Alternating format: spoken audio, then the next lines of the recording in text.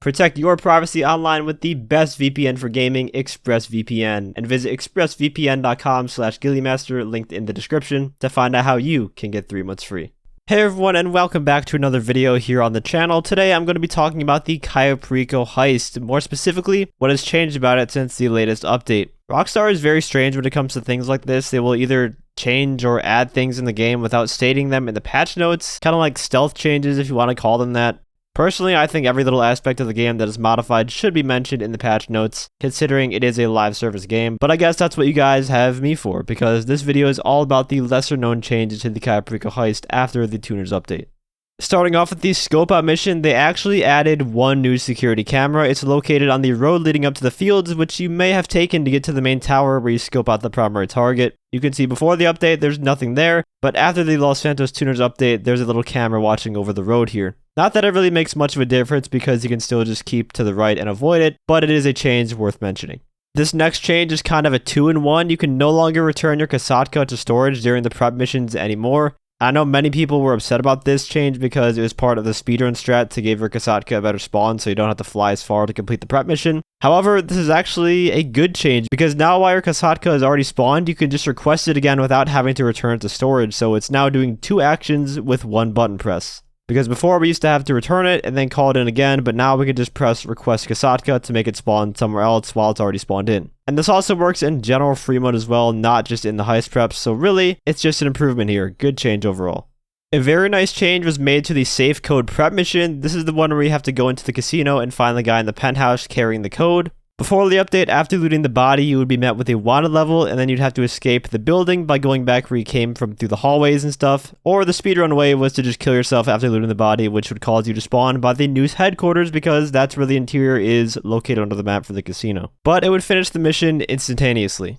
They basically removed the annoying part of this mission so that as soon as you loot the code from the body, the game spawns you outside with no wanted level and you complete the mission just like that, which makes it so much easier than before. And I'm assuming they made this change because of the fact that you do spawn at the news headquarters if you do kill yourself at the casino. From a game logic perspective, it makes sense why you'd spawn there, but from a player logic perspective, it was just weird. And the result is a way easier mission, so I'm happy.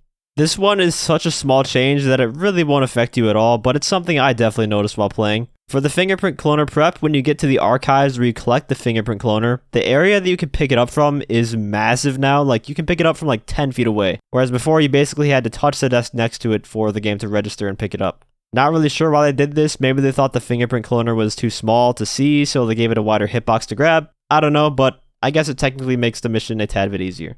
Now moving on to changes in the finale of the heist, the guards now wear hats. You gotta protect those NPCs against those harmful UV rays, you know? I guess this isn't a finale exclusive change, considering the guards are on the scope out mission too, but since you're interacting with the guards the most in the finale, this is where you're gonna notice it the most. But it appears that those hats do come with some drawbacks because the guards' cones of vision have gotten much more narrow since the update. I have a couple of pictures to compare the guard vision before and after the patch. You can see before the update, they can see a good amount around them. I would say it's like a third of a circle. But after the Tuners update, they've shrunken quite a bit actually, which is kind of surprising that they would nerf the guard vision. But to be honest, I never really had a problem with the guard vision before the update. If you were having some troubles with the guards and them spotting you though, it should be a little easier now.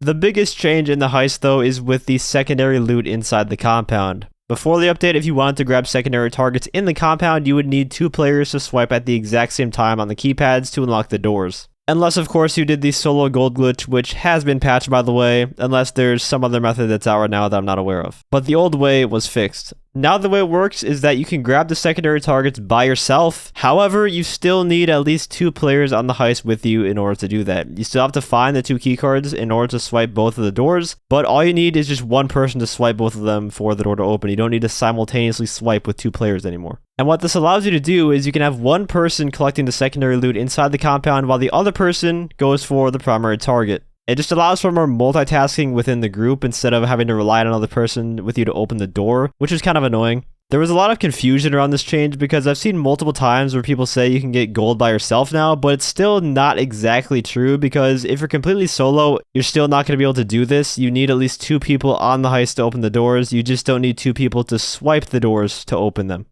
And to end the video, I have one that I'm not exactly sure is a change, but basically, if you have the guard disguises on, when you're inside the compound, the cameras still detect you just as if you had no disguises on. I'm not positive if it's always been that way, so I could be wrong here, but I just don't remember having any issues with the cameras in the compound before the update when I had disguises on. And it just seems odd that the disguises wouldn't work on the cameras. And you might say that the cameras are red instead of white, so of course the outfits aren't going to work on them, but the guards also have red dots, and they don't detect you unless you stand in their view for a very long time. Whereas the cameras, even if you have disguises on, if you walk in front of them for like 2 seconds, they're going to spot you. To me, it just seems kind of off that it's like this. And if it was always like this, the UI does a terrible job of telling you that. The cameras also seem to detect unusually fast, but again, this is just my experience. I'm not sure if they've actually been changed or have always been like that. Let me know in the comments if you guys have had similar experiences with the cameras after the update. Anyways, that is going to wrap up the changes in the Cayo Perico Heist. If there are any that I missed and didn't mention in this video that you may have noticed, feel free to post them down below in the comment section so we can start a discussion to hopefully find every single change in the heist.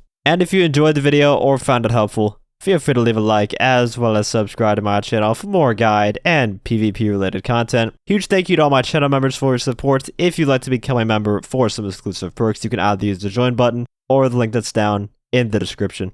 And as always, thanks for watching and have a great day.